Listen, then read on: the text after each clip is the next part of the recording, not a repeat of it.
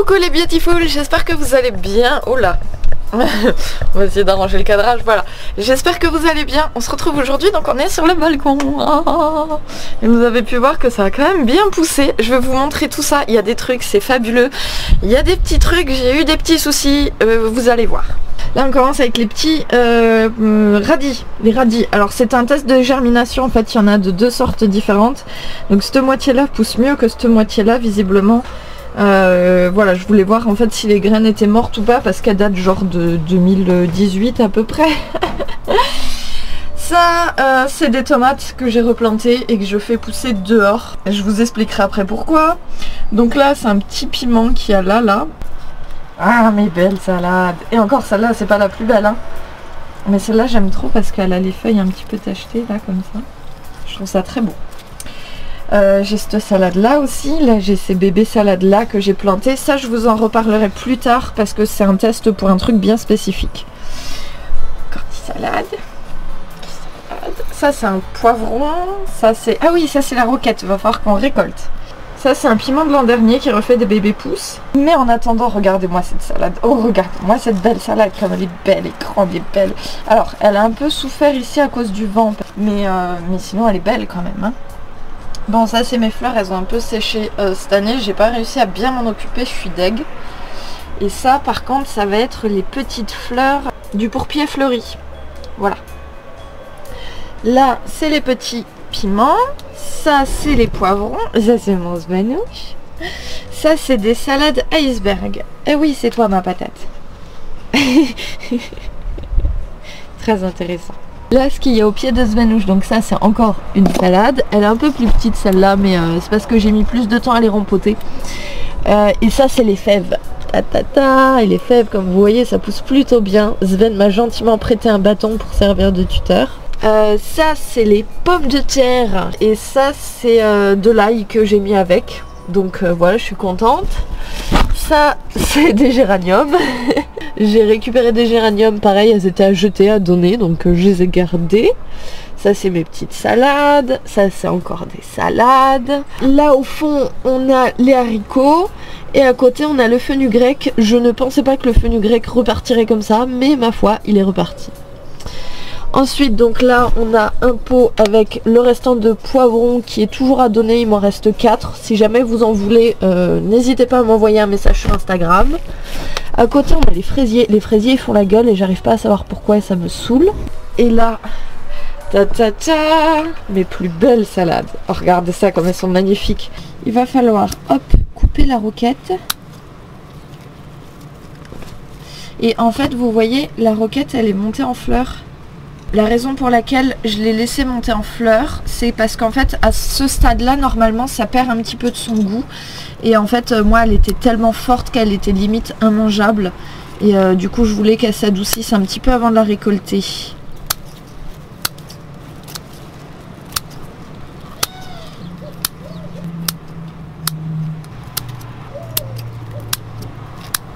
Donc le pot est tout vide, je vais aller tripaturer un petit peu la terre, voilà, pour arracher un petit peu ce qu'il y a en trop.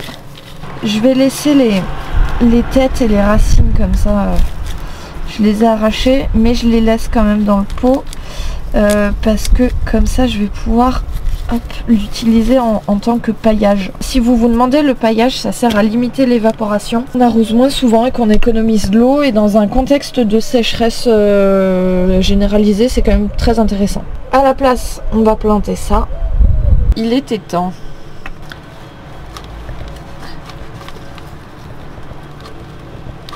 Voilà.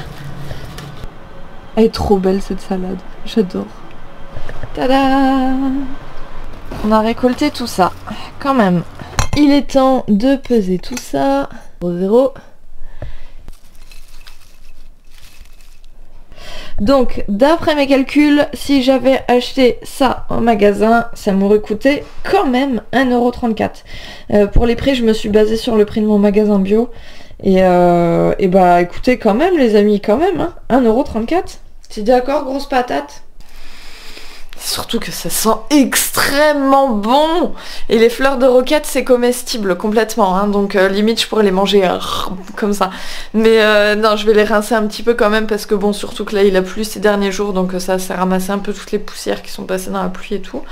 Mais franchement je suis bien contente de ma récolte, ça fait très beau. Et je vais agrémenter ça dans mon repas tout à l'heure et ça va être top. Oui, je suis contente.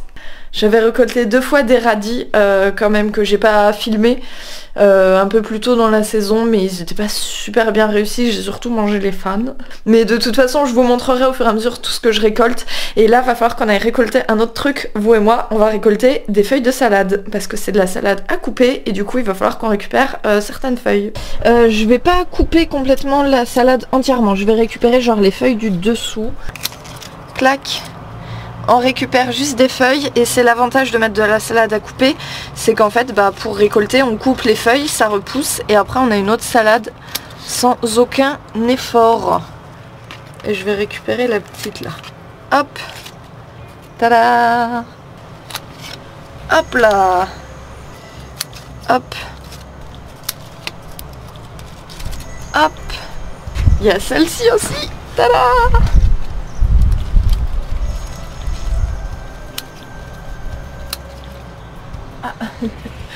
Un petit svanouche. J'ai récupéré tout ça. Je vais pouvoir me faire une petite salade ce midi. Ah, c'est trop cool. Ah, j'adore, c'est trop bien. Qu'est-ce que t'as, grosse patate? T'as pas mangé la peau de banane? Ça, c'était pour les plantes d'extérieur. Parce qu'après, à l'intérieur, j'ai encore d'autres petits trucs. Et là, il y a eu des catastrophes. Ça, c'est les mandariniers. Donc ça va bien. Ça c'est ma plante d'ornement. Donc bon, ça c'est good aussi. Ça c'est les poivrons que j'ai rempotés, du coup que j'ai mis dans des pots plus grands. Du coup ils ont bien poussé. Franchement je suis contente. Ils ont eu de la place et tout. Ils étaient cool. Et du coup là l'heure va être venue de les mettre dehors. Parce qu'il commençait à faire suffisamment chaud le matin. Enfin, il va falloir que je leur trouve une place. Oui, mon bébé, tu vas aller au balcon toi aussi. Vas-y. Hop, je vais les mettre ici pour qu'ils s'acclimatent tout doucement. Tout simplement parce qu'ils ont des plantes et des trucs devant. Et du coup, ils seront pas en plein soleil. Sachant que moi, j'ai le soleil l'après-midi et que ça tape vraiment dur. Si je les fous en plein soleil maintenant, ils vont crever. Et j'ai été un peu rapide pour ce poivron là. Et vous voyez qu'il a une feuille qui est un peu douillée et tout. Enfin, il fait un peu la tête. Et du coup là, ceux-là, vous qui sont vraiment beaux, j'ai envie qu'ils restent beaux. Toujours ma patate à son poste d'observation. Ah oui, c'est très intéressant ce qui se passe au balcon. Maintenant, les catastrophes. Alors, bon, ça c'est les épinards fraises. Il n'y a pas grand chose. Il y a un épinard. Je sais pas pourquoi il y en a un seul. Je sais pas ce que j'ai fait de bien ou de mal pour que il y en ait qu'un seul. Donc c'est un peu frustrant et je sais pas quoi faire pour... voilà, je sais pas. Ça c'est une tomate.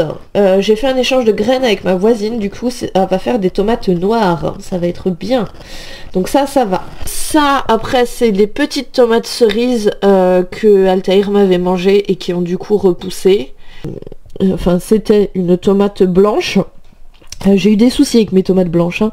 En fait je les ai je les ai laissées trop longtemps en fait dans le terreau à semis et comme c'était pas assez riche, du coup elles m'ont fait des carences en azote et la seule qui a à peu près résisté c'est celle-là. Et mais vous voyez elle a des feuilles toutes sèches et tout. Ce que j'ai fait c'est que je l'ai rempotée dans un mélange avec du compost et tout, une terre bien riche.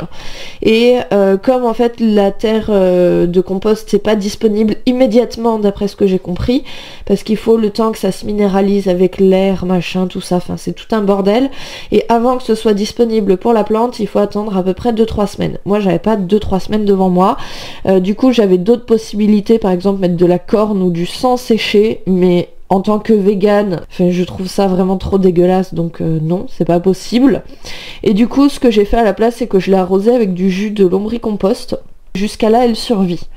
Donc c'est pour ça que j'ai refait un semis de tomates sur le balcon cette fois-ci, parce que je voudrais qu'elles soient acclimatées directement au dehors, au vent, etc. etc. parce que celle-là, si elle survit, il va falloir que je passe par une période d'adaptation.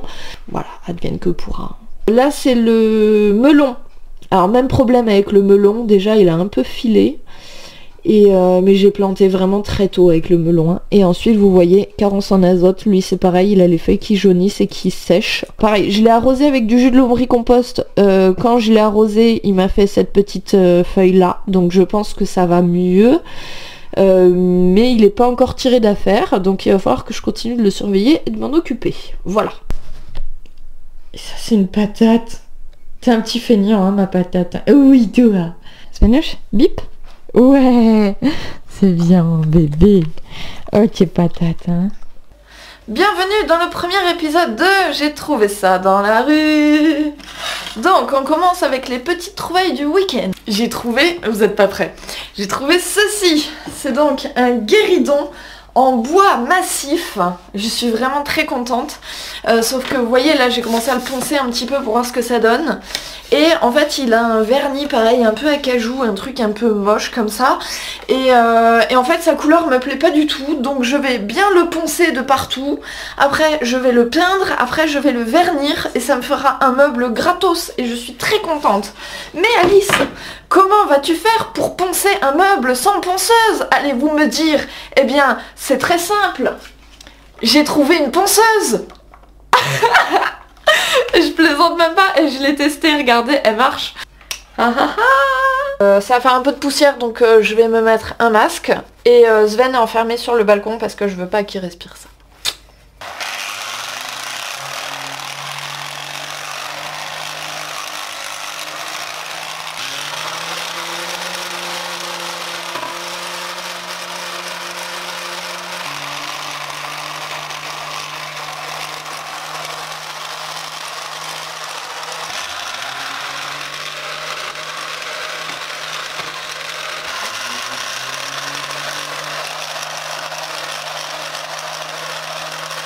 Done.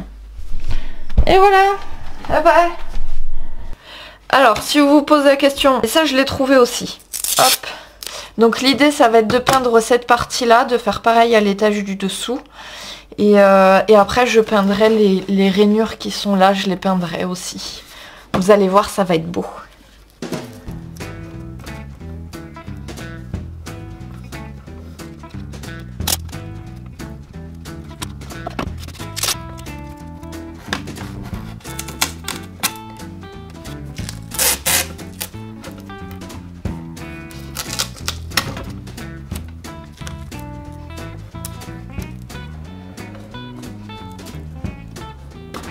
Yes!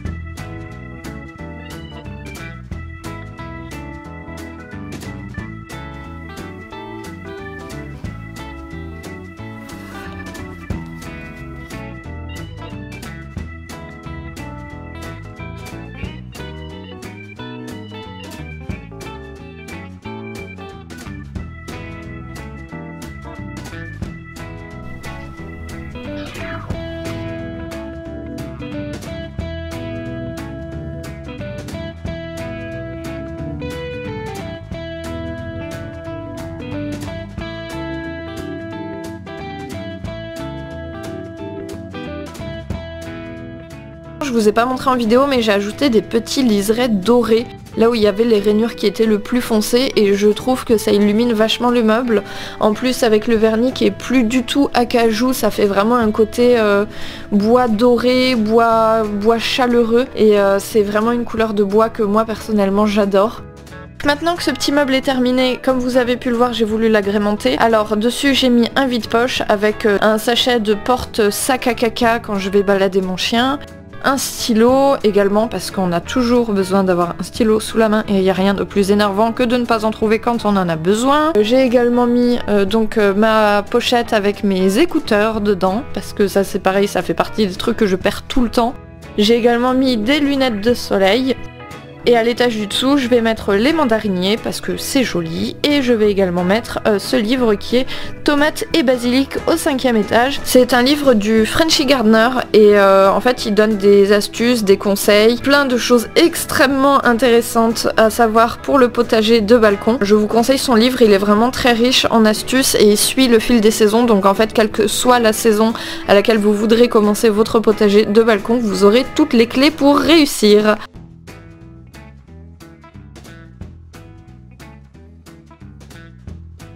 J'espère que ce petit DIY vous aura plu.